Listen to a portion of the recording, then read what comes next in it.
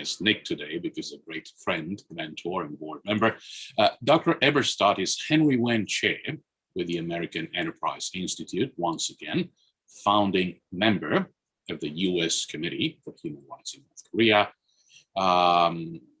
He is one of the world's top demographers, experts in foreign aid, poverty, Korea, East Asia, Russia, and other former Soviet republics. We're truly blessed to have him as a friend, board member, and mentor. And Nick, before I turn it over to you, Rosa Park, whom I thank for organizing this program and implementing the suggestion of having the wind of change up front, reminds me that author Melanie Kirkpatrick has also joined us. Welcome, Melanie. Nick, before I turn it over to you, I'm not sure if you've seen the article. Our brilliant friend and reporter, Peg Sung-won of Voice of America, just published a very, powerful and troubling piece. The president of the Republic of Korea is basically now blaming the North Korean human rights movement for division on the Korean Peninsula, blaming North Korean human rights defectors and defenders for division on the Korean Peninsula.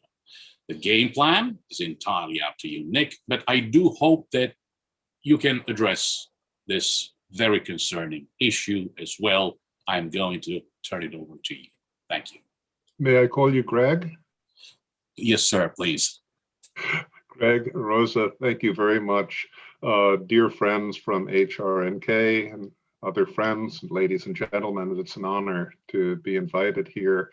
I suppose I should start by saying that the opinions I share with you are mine and mine alone, not those of the American Enterprise Institute, certainly not those of my HRNK colleagues. We always have a vigorous and clarifying competition of ideas on our board, and I think I like to think it served us very well.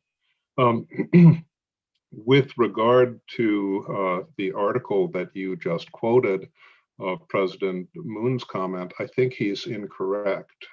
I don't think that it's the human rights community that's responsible for the division. I think it's the American government. If the United States had not intervened in 1950, we'd have a unified Korea. Of course, it would be a unified Korea under the care of the Kim dynasty in Pyongyang. The entire peninsula would be an open-air prison. And many of the intellectuals with bad songbon, of whom I assume President Moon and his family would count, would be not with us here today. So we might as well get things, get the orders of magnitude straight of the transgressions. I'm afraid that the United States is still most responsible for the continuing division of Korea, but in a way that those of us who have a hope for freedom and liberty and human rights in the peninsula and elsewhere can be proud of. I think the excuse for the gathering today was a little essay that I published a couple of weeks ago, suggesting that it is possible indeed for the Biden administration to reduce the North Korean threat. And by the North Korean threat, I'm talking about the DPRK government's systematic long march towards preparing to fight and win a limited nuclear war in the Korean Peninsula. I chose each of those words carefully. And also its attempt, which is a necessary condition for winning such a limited war, to threaten the United States with ballistic launched nuclear weapons so that the U.S. intervention to protect the Korean Peninsula would be checkmated. This program that I'm describing, I don't think is really very controversial at this point. It's been underway for decades. Anybody who's paid much attention to developments in the ongoing North Korean nuclear crisis has known that this cat has been out of the bag for a couple of decades now. So I don't think that part of it is terribly controversial. The question is, what do those of us who are on the receiving end of a still growing North Korean threat, despite the patent weakness of the North Korean regime in so many other ways, what do we do to blunt this threat or actually reduce it? Because we haven't really done a very good job of that over the last, let's say, 30 years. Back when the Soviet Union collapsed, almost 30 years ago, North Korea was a small, impoverished, closed, remote country without nuclear weapons. Today, it is a small, impoverished, remote country with nuclear weapons. So their leadership has done something right, and all of the rest of us has done something very, very wrong. And for the Biden administration to change the course of events, probably a deep diagnostic is in order. And that's part of what I was hoping in maybe a constructive, critical way to suggest with this essay. I try to make two basic points there, and out of the second point, I guess we'll get into the whole question of human rights. The first point is that if the Biden administration tries to solve the North Korean nuclear problem through conferencing and through negotiations, it will fail, because every previous American administration that has dealt with the North Korean nuclear crisis has attempted to come to a diplomatic solution of this problem, and they all failed. The nuclear threat grew steadily through 3 decades of off again, on again conferencing. And this isn't because American diplomats are especially wayward and clueless in comparison to their counterparts in other open societies. It's because it's really difficult, and I would venture virtually impossible, to make significant progress at the conference table when one's negotiating partner is a revisionist state. And the North Korean regime is a revisionist state. Now, we've heard the North Korean government's called names by different people. It's called a rogue regime and other things. I mean, if you wanted to say that you don't like them and that they are naughty, maybe rogue regime is a perfectly fine way to describe them. I don't object to it. I just don't think there's very much information conveyed in that. And all regimes, of course, are interested in their own survival.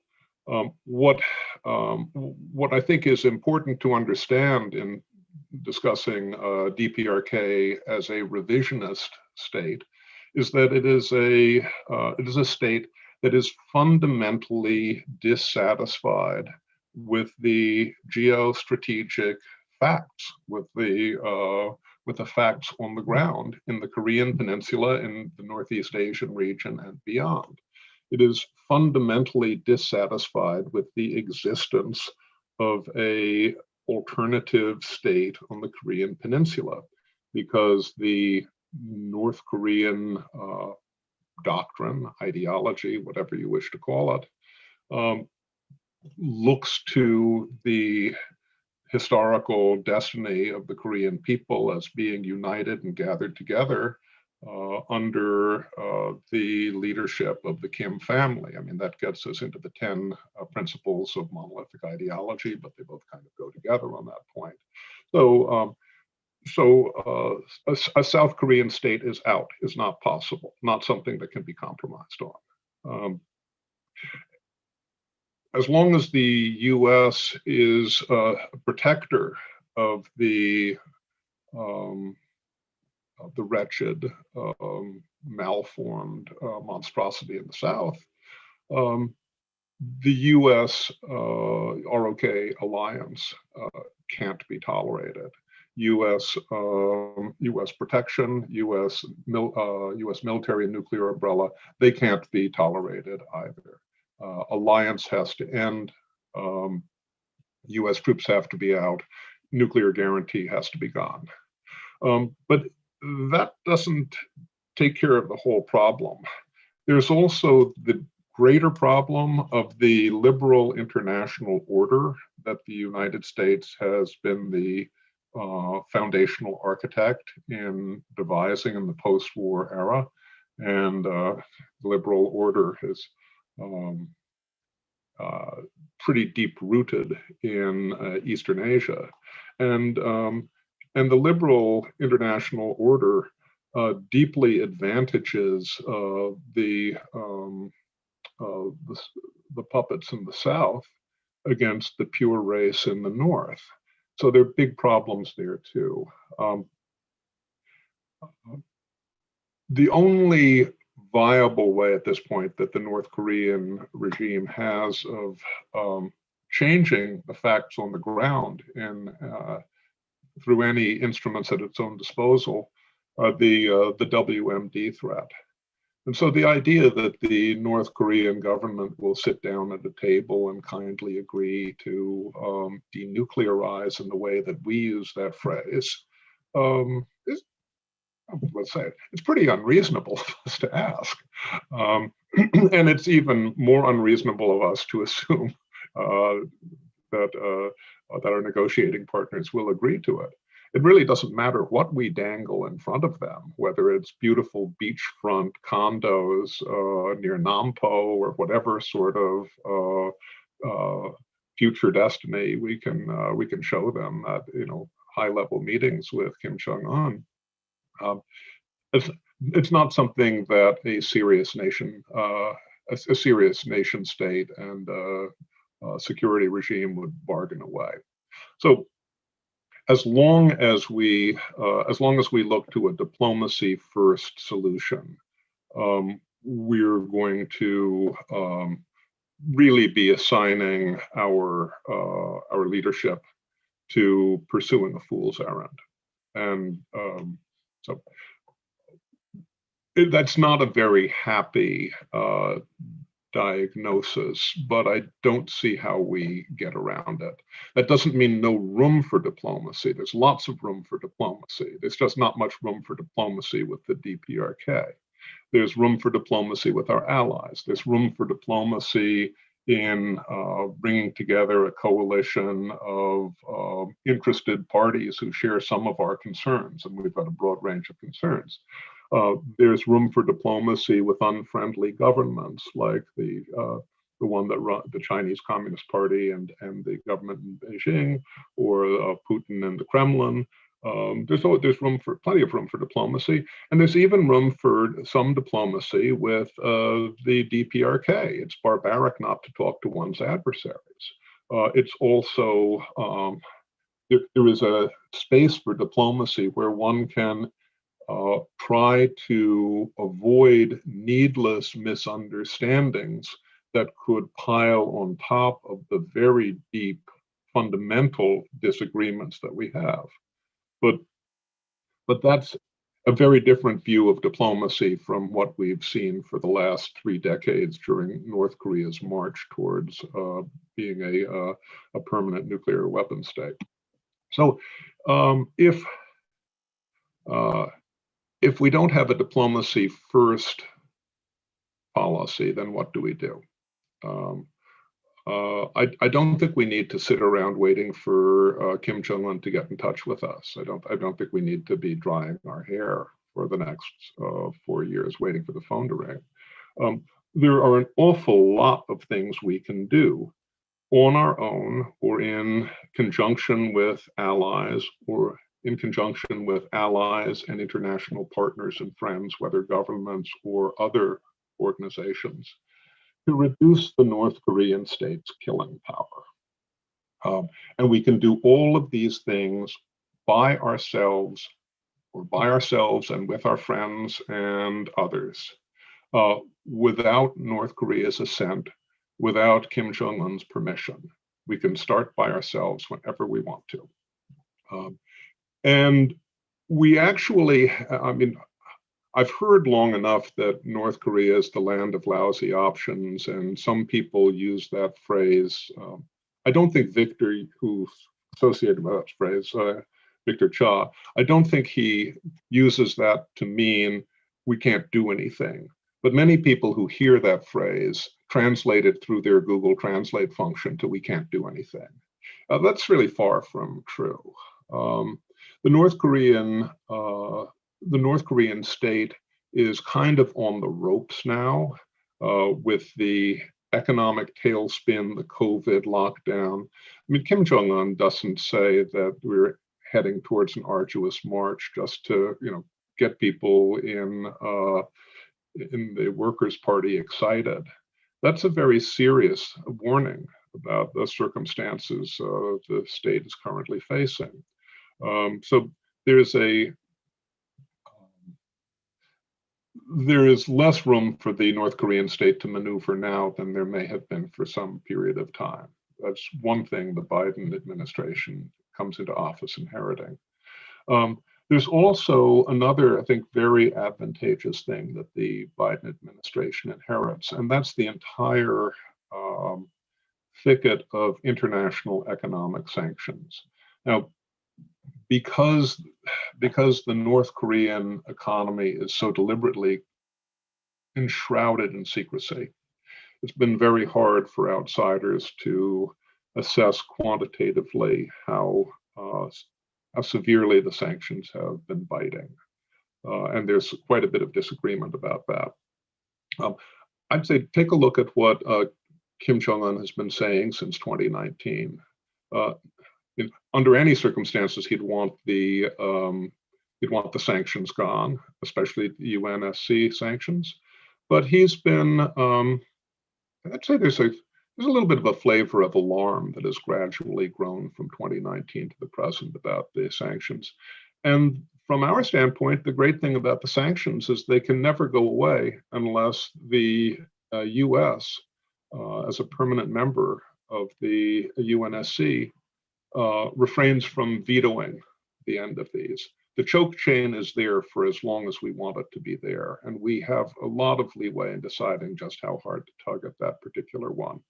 And we have other advantages, at least for the time being, through the reality that the U.S. dollar is for now at least, the world's reserve currency, which I think gives us much more leverage against the Chinese Communist Party, our unwilling friend, perhaps sometimes our unwilling friend, than we always recognize. Sanctions and secondary sanctions should not be used promiscuously, but if we believe that the North Korean threat is the clear and present danger that President Biden said as soon as he came into office, these are things which we should consider. So in any case, through a broad menu of civil and military defense, through aggressive pursuit of economic punishments through sanctions of the DPRK and of sanction violators, through interdiction of secret revenues for the DPRK state, especially with its homework partners in Iran and the rest of the Middle East terror bazaar, through working with friends and allies for a North Korean human rights campaign. I think it is possible to press and reduce the North Korean state's capabilities for menacing the outside world. So I'll stop in a minute or two, but I just wanted to end on the whole question of human rights. And human rights advocates never want to have human rights instrumentalized for realpolitik purposes. And they are absolutely correct to shrink from that. The North Korean situation today is one where it's the realpolitik temptation is to ignore human rights, to run with the conceit that it is possible to negotiate a solution to international security questions that will be satisfactory to us if we throw human rights concerns under the bus. What this, this is a realpolitik without any realism to it, if you see what I mean.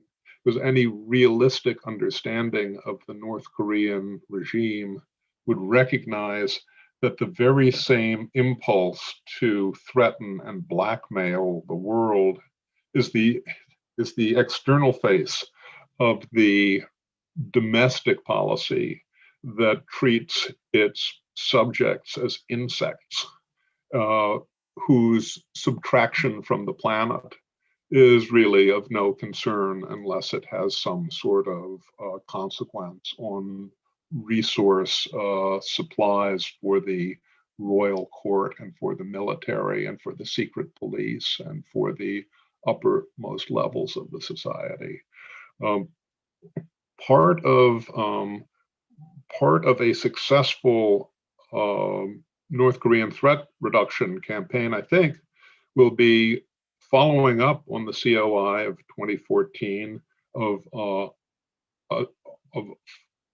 insisting upon accountability for the criminal state, on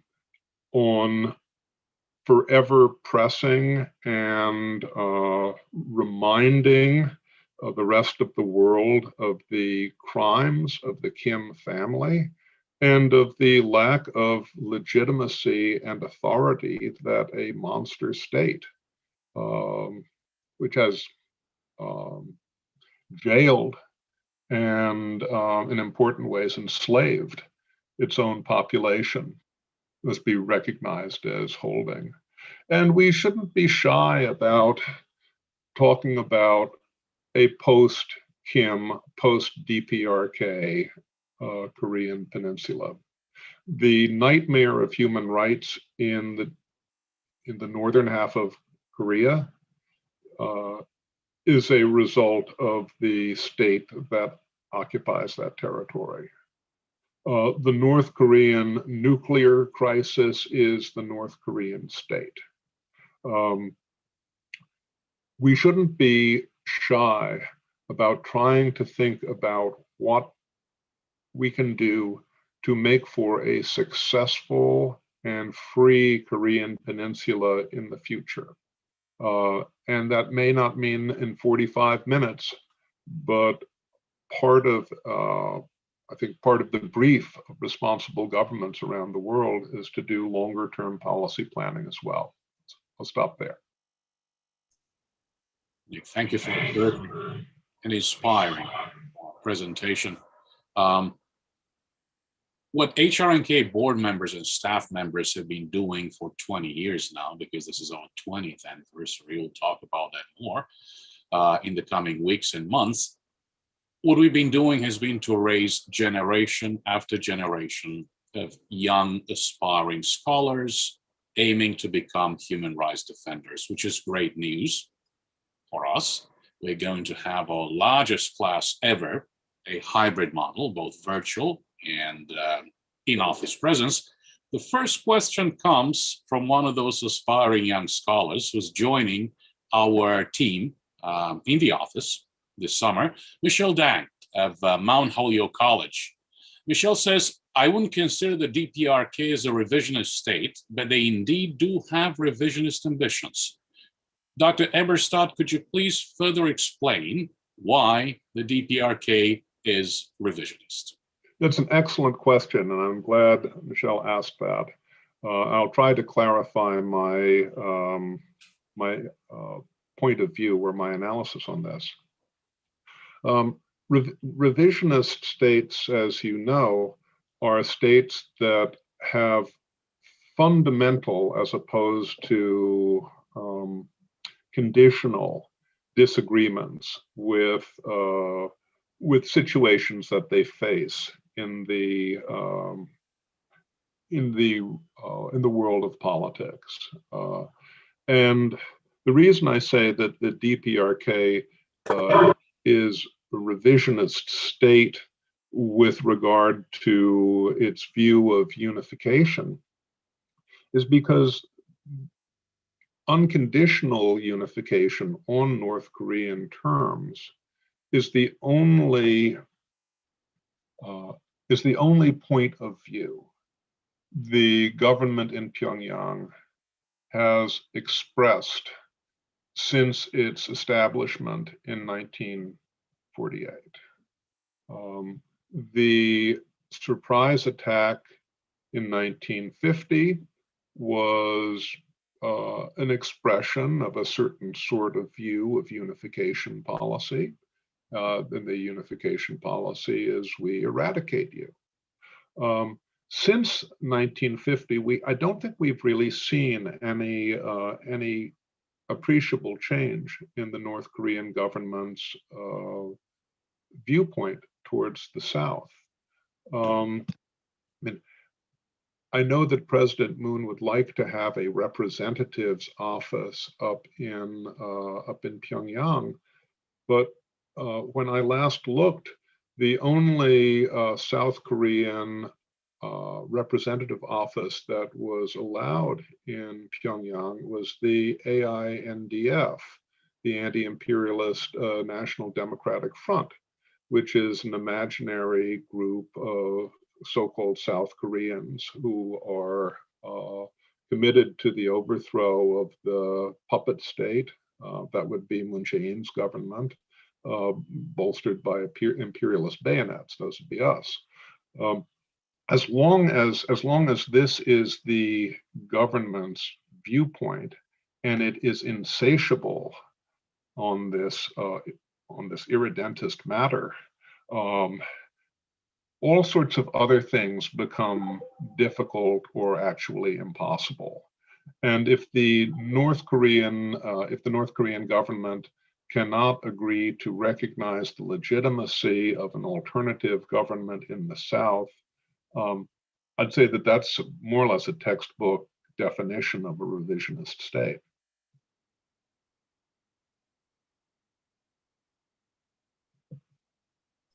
Nick, thank you very much. And the next two questions come from Melanie Kirkpatrick, author of The Underground Railroad, a thorough researcher and author on the North Korean refugee issue. She thanks you for your penetrating observations. Melanie notices that perhaps you have not used the word China. Can any international effort to reduce the North Korean threat succeed or even get off the ground without China's buy-in? That is Melanie's first question.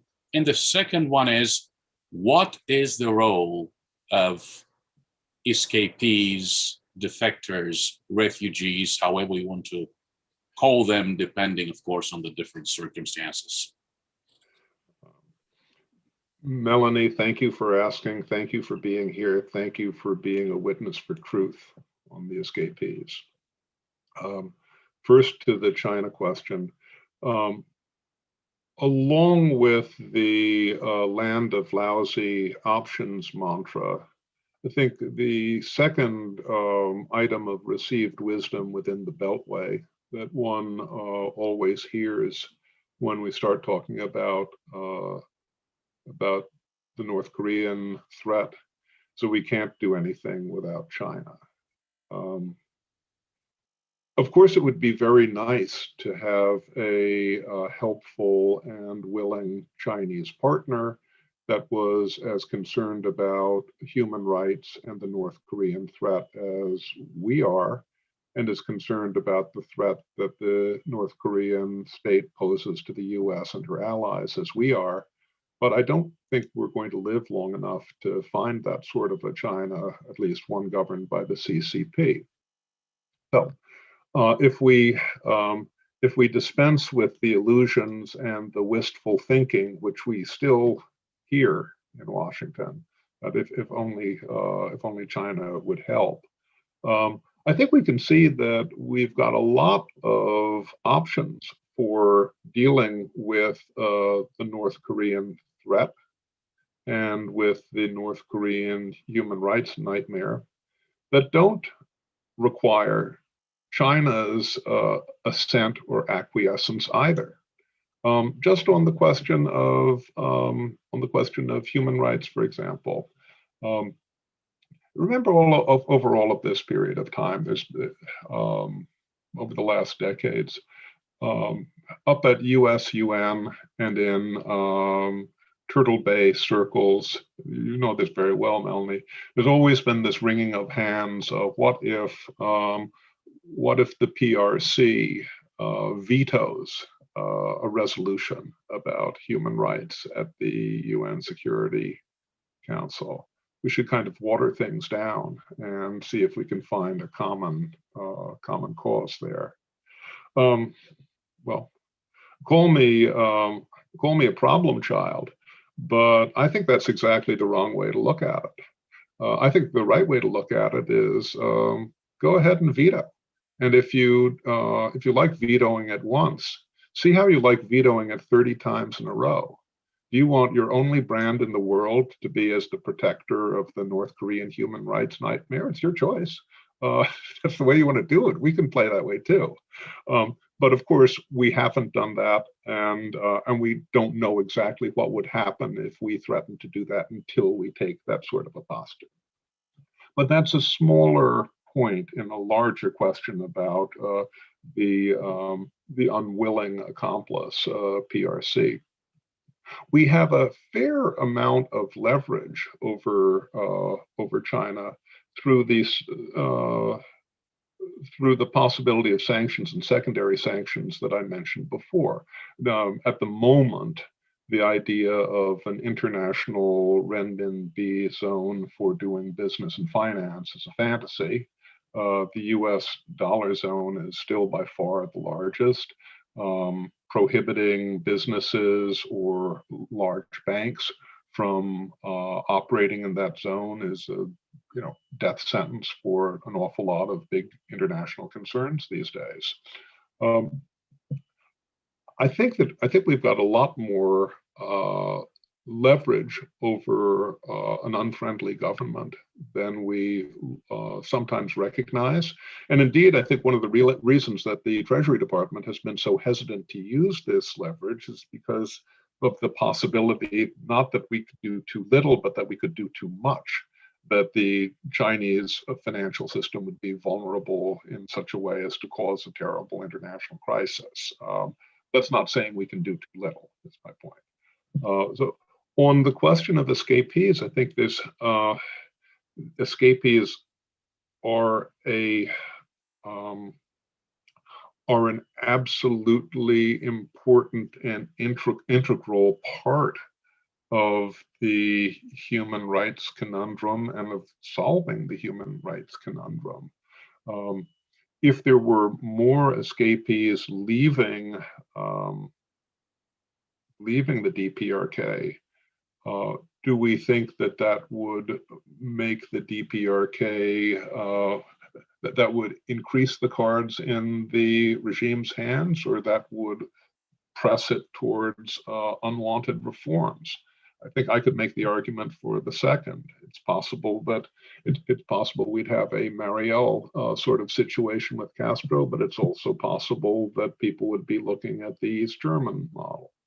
The United States has been all too timid in engaging China and in challenging China about a free cordon for escapees from North Korea. And if I'm going to be honest, I think we've also been far too timid in engaging our loyal allies in the South about this very same matter. I mean, the last time that I read the ROK Constitution, people in the North are regarded as citizens. And the idea that one wouldn't be doing everything one could to protect and encourage the safety or the flight to safety of your citizens is somewhat baffling to me.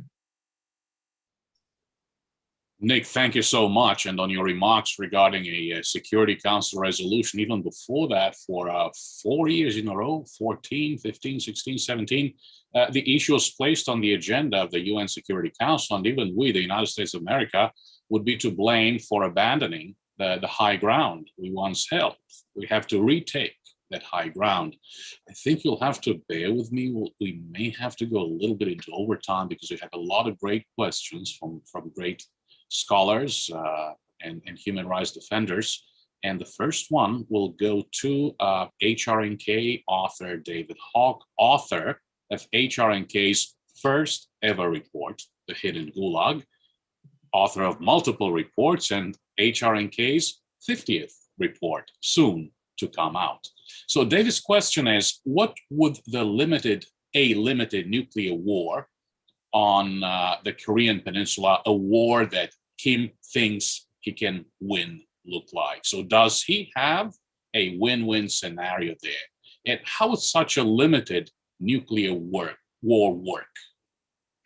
David, salute to you, salute for all your great work. Thank you for your continuing great work in this area.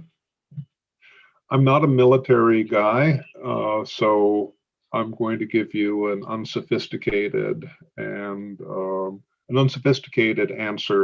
that doesn't have a lot of nuts and bolts in it, doesn't have anything to do with military doctrine. Okay. I think the general outline would be something like this.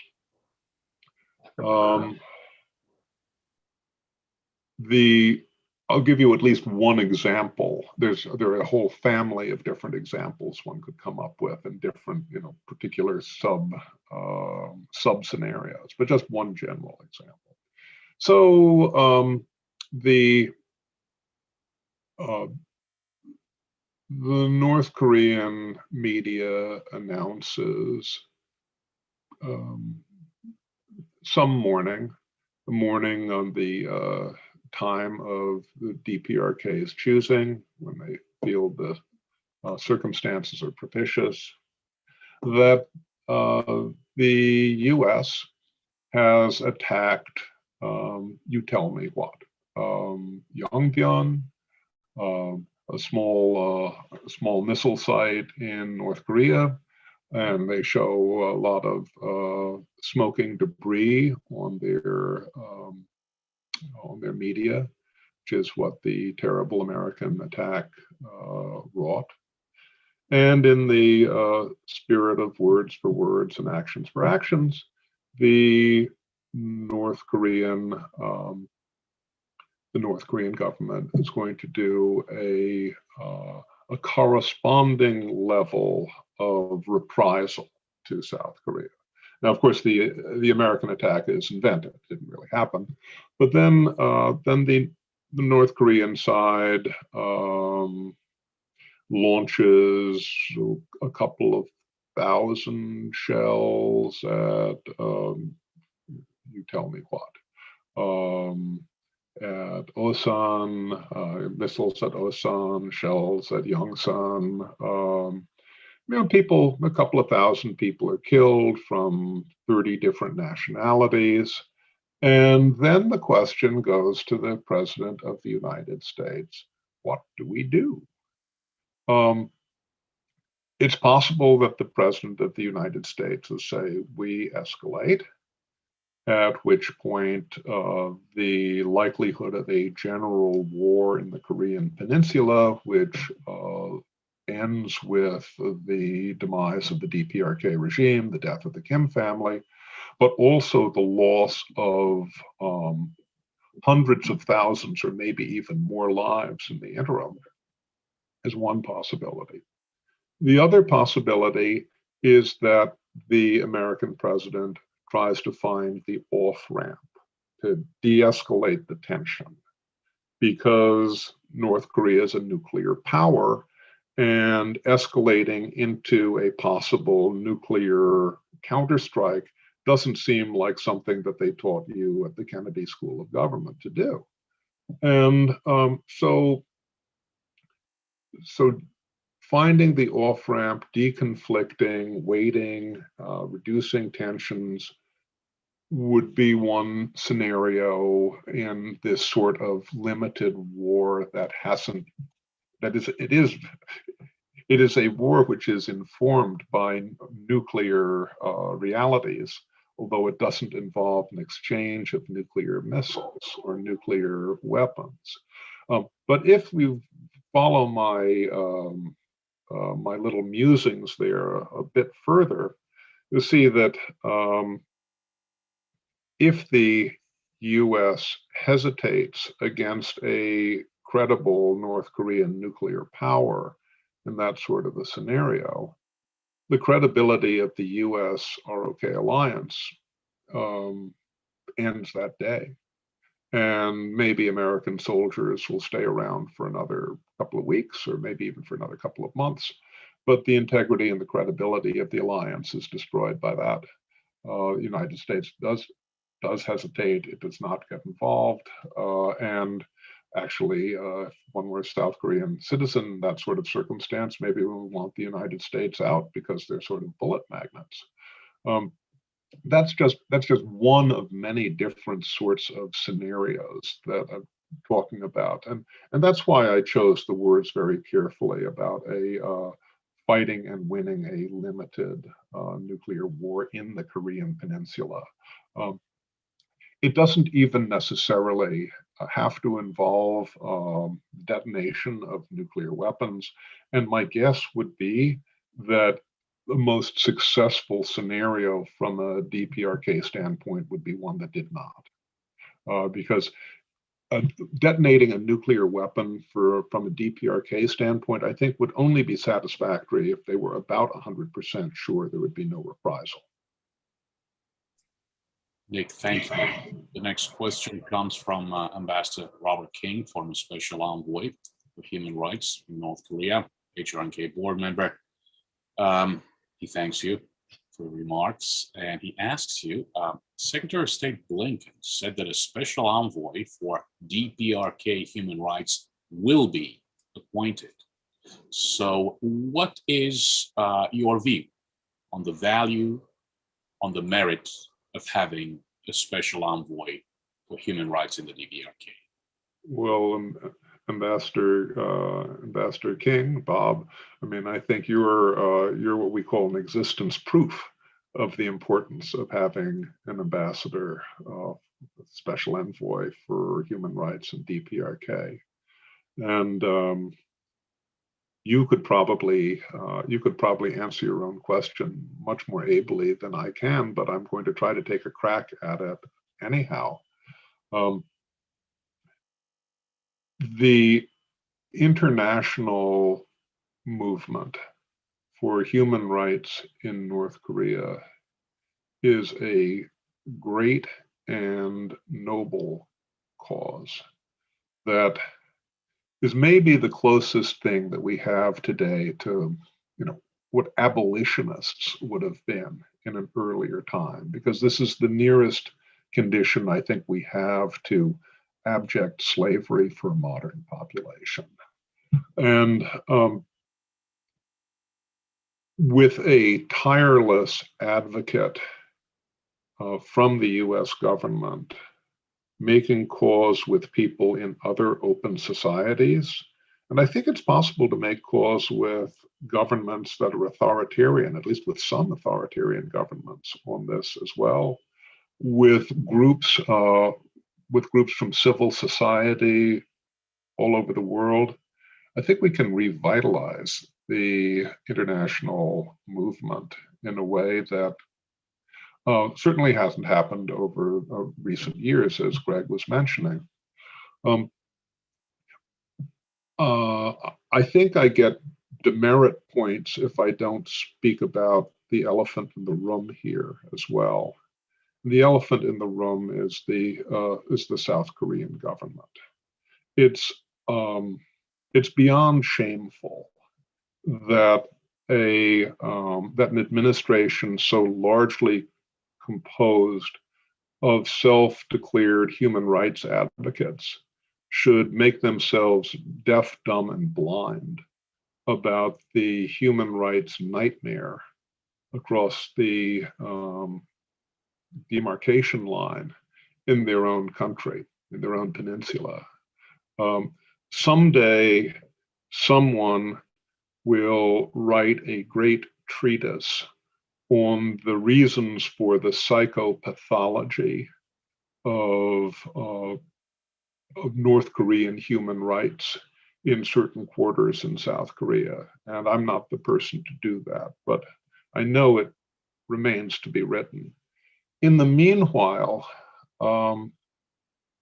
maybe the South Korean government can be shamed a little bit into stepping up to the plate and into, well, just maybe let's say just reading the first 3 articles of their constitution.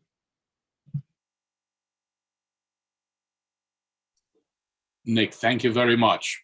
Here's the plan for now. Rosa, please prepare to turn on the mic to Professor Lee Song-gyun at the Fletcher School. As we do that, because I want him to ask this question directly, and warning HRNK social media team, he is being very sarcastic. Careful as you tweet, all right? It's sarcasm. It's a great question. I'm going to go to Professor David Maxwell first. Colonel David Maxwell, the Foundation for the Defense of Democracies, HRNK board member. UNOP reported today that Daniel Nadel from the US State Department said that the US would address North Korean human rights and nuclear issues at the same time, Nick. We know that President Reagan took a similar approach with the USSR.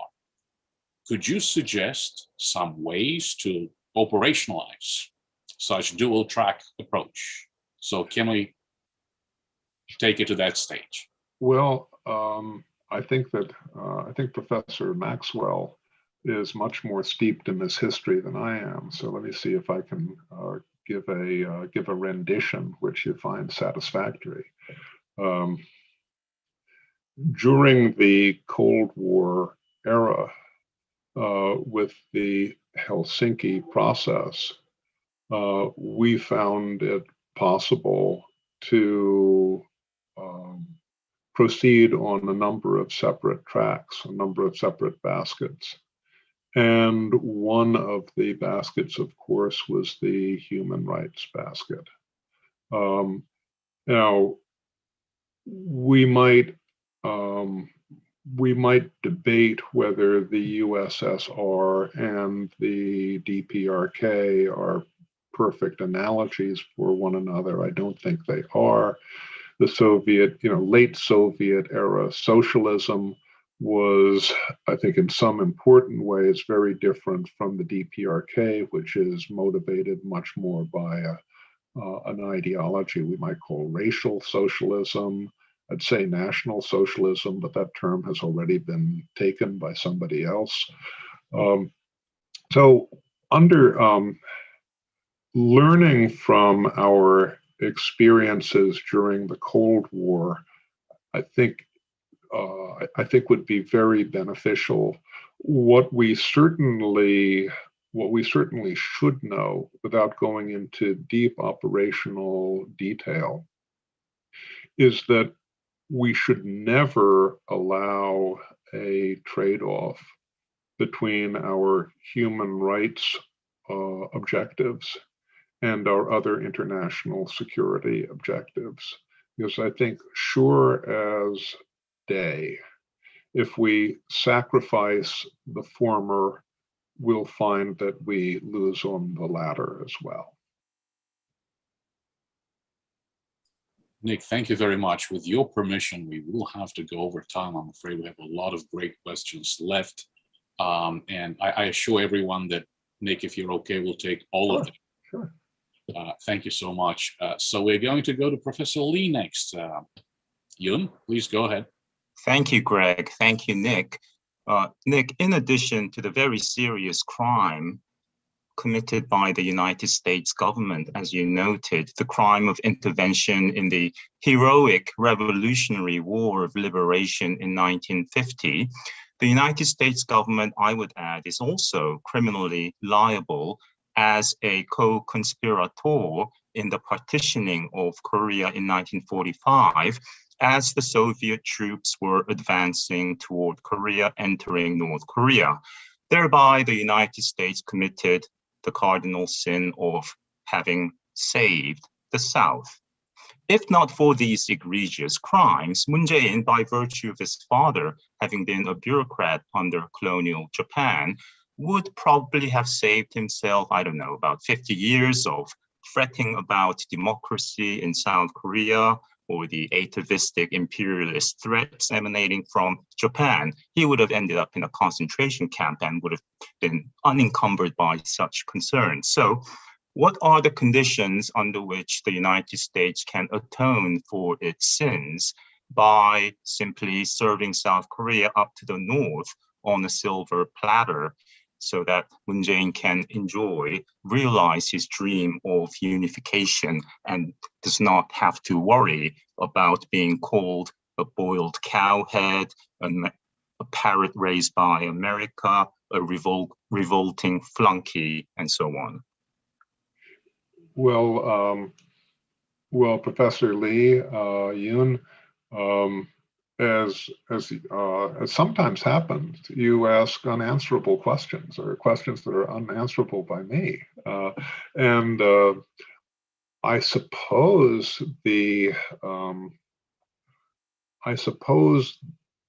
if I can kind of cheat and take a sort of a coward's way out in the face of your unanswerable question, say, it's really quite difficult for me to understand what some of the proponents of Sunshine 3.0 think they or their country, if the ROK, could expect from an arrangement that is an arrangement that ends up making the Kim Jong-un government safe. Because there's, besides subsidizing the North and ending the corrupting relationship with the United States, and some level of confidence building that would involve disarmament of the South, but not the North, it's hard to see what the role of a remaining South Korean state would be like there. I mean, back when President Moon was serving as chief of staff for President Roh Moo-hyun, we heard about ideas of which were a little bit like the West-East German ideas of change through entente, change through coming together. But I don't think we really saw much evidence that this could be successfully implemented by policymakers. And the great flagship experiment of this was a Kaesong industrial zone, which was supposed to give leverage at some considerable taxpayer cost in the South to the ROK side in the relationship. Well, it was always the North, not the South, that manipulated that politically. So I'm at a loss to see exactly what the, let's put it this way, exactly what the theory of victory of the Sunshine 3.0 leadership group is. Maybe somebody can explain it to me, but I can't see it myself. Nick, thank you. Claudia Rosette has joined us today. Thank you, Claudia. She has a great question, a terrifying question. If China seizes Taiwan in the not too distant future, meaning that we, the United States, fail to defend Taiwan, how likely would that be to affect North Korea's threat, both within Northeast Asia and to the United States? And where might Japan fit into that picture? Claudia, I'm so glad that you're here with us. I salute to you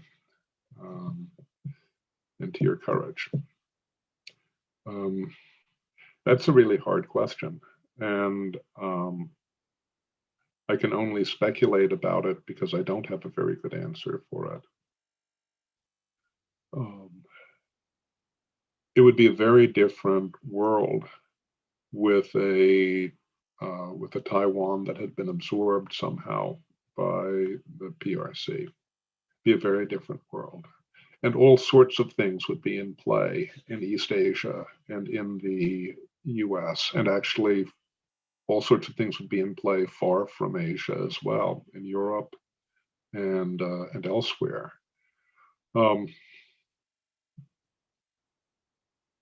What I could imagine are many different paths for North Korean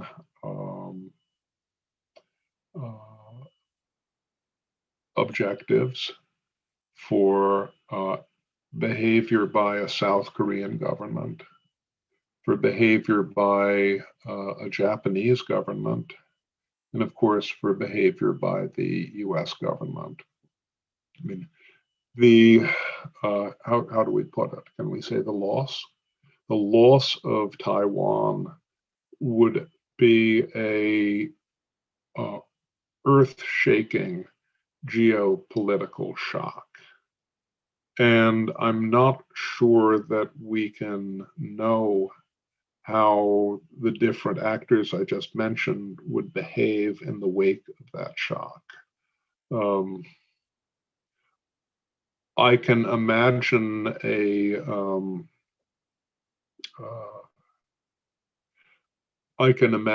sort of a stunned silence. I can also imagine an immense and continuing reaction. And it's not clear to me that the North Korean position would necessarily benefit from a big change in Taiwan and the sorts of international responses and long-term adjustments that this would provoke.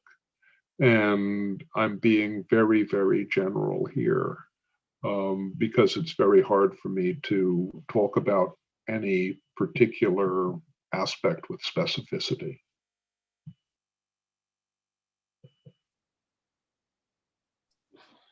Nick, thank you very much. We will go to William Newcomb, Bill Newcomb next. As we know, the current South Korean administration is doing its utmost to stop information campaigns directed at the populace of North Korea, of the DPRK.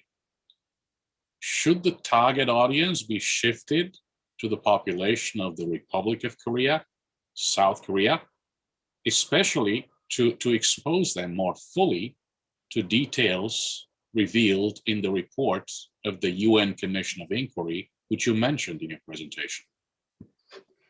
Bill, thank you for that. Thank you for your great service. Only most recently, in the panel of experts. It's a terrible reality that we have to face right now, where the South Korean government, as a consequence of its April 2018 summit with the North, has assigned itself and taken on the responsibility of being the censor for the North Korean regime in the southern half of the Korean peninsula. It's somewhat ironic because the North Korean government never agrees to anything, to follow through on anything that might disadvantage it, no matter what it promises. But in this boilerplate in the joint declaration, which so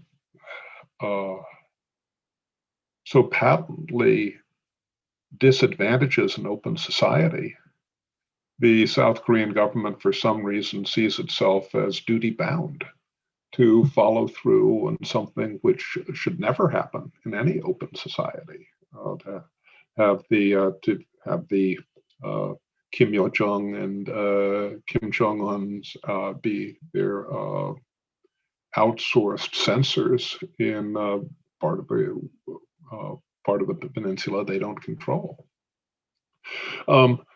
More generally speaking, I would say that the curious situation we have in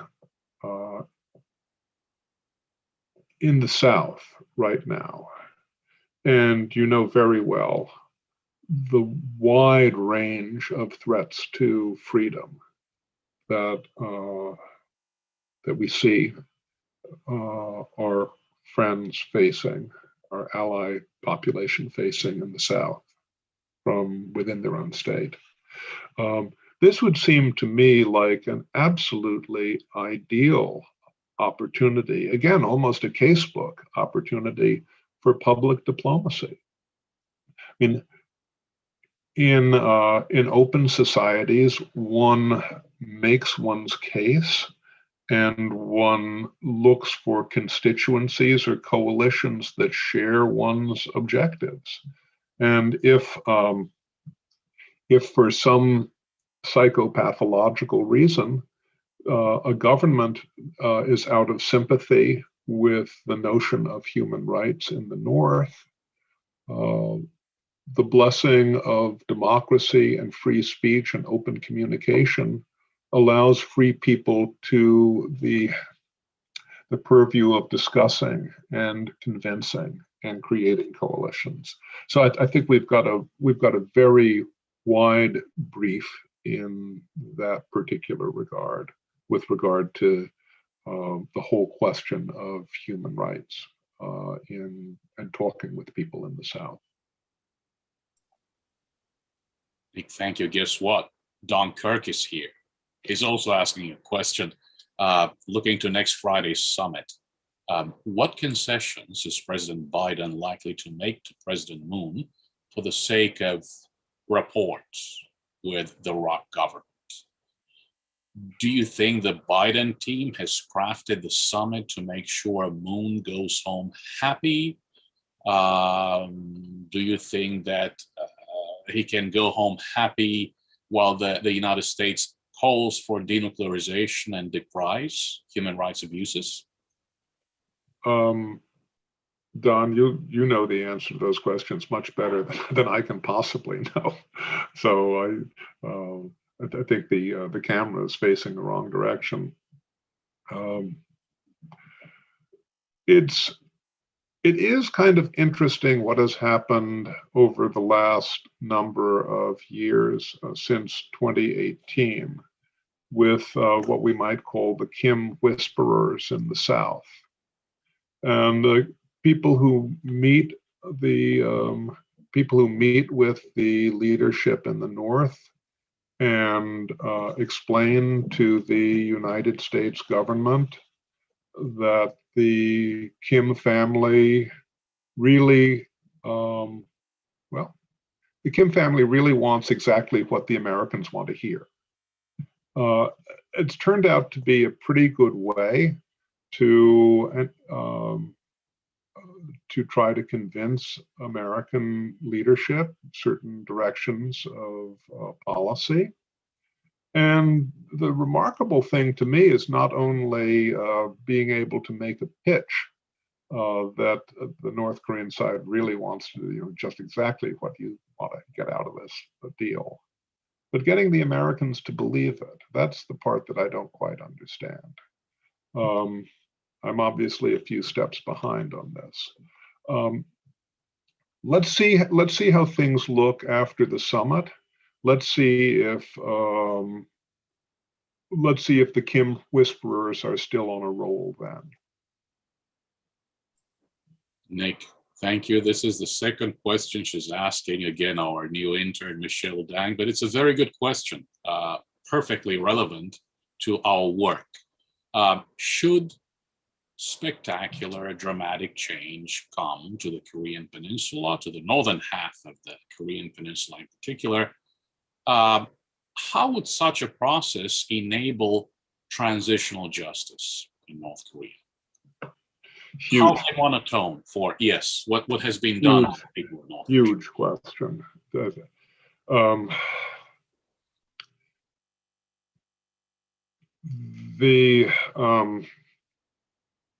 We have records of transitional justice in different parts of the world, from the World War II era, from the apartheid era,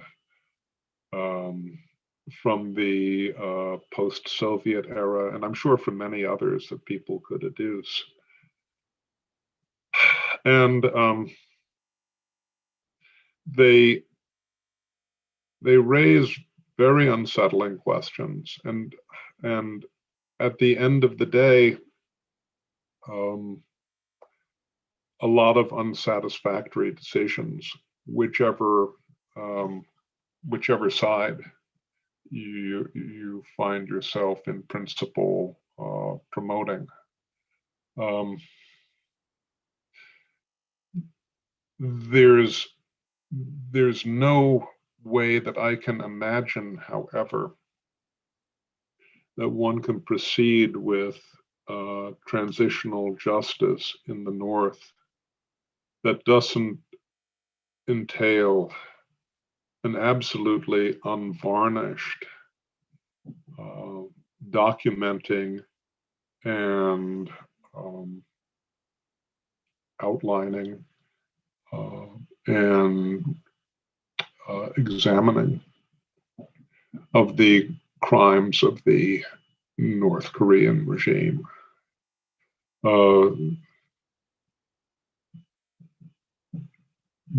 To go beyond that gets us into a lot of subsidiary questions that I think principled people of good faith can get into some pretty long debates about.